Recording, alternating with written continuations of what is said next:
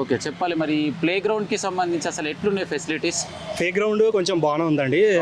ఇక్కడ వచ్చే వాళ్ళకి సౌకర్యంగా ఉంది. అందరూ మంచిగా వాకింగ్ కానీ రన్నింగ్ కానీ ఇవన్నీ మంచిగా ఓకే గుడ్.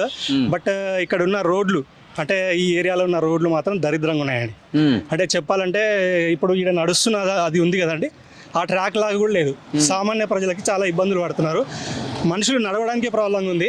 ఇక్కడ చూడండి, అక్కడ రాజు గురుకల్ప నుంచి ఇక్కడ బడంగపేట సర్కిల్ వరకు అన్ని రోడ్లు చాలా వేస్ట్ అండి. నేనేంటంటే ట్యాక్స్ కడుతున్నాం, మేము ఇక్కడే ఉంటాము, ట్యాక్స్ పే చేస్తున్నాము. సో రెగ్యులర్గా తర్వాత ట్యాప్ బిల్లు ఏదైనా సరే రెగ్యులర్గా పే చేస్తున్నాం. మాకు మినిమం రోడ్డు ఉండాలి, అవి ఉంటాయి కదండి, అది లేదు.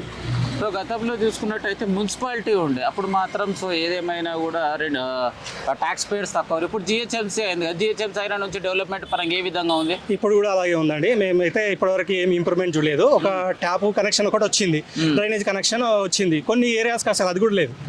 అది సో అది కూడా ఇంప్రూవ్ అవ్వాలి. మీది? నాది కాలనీ వచ్చేసి న్యూ మారుతి నగర్ కాలనీ.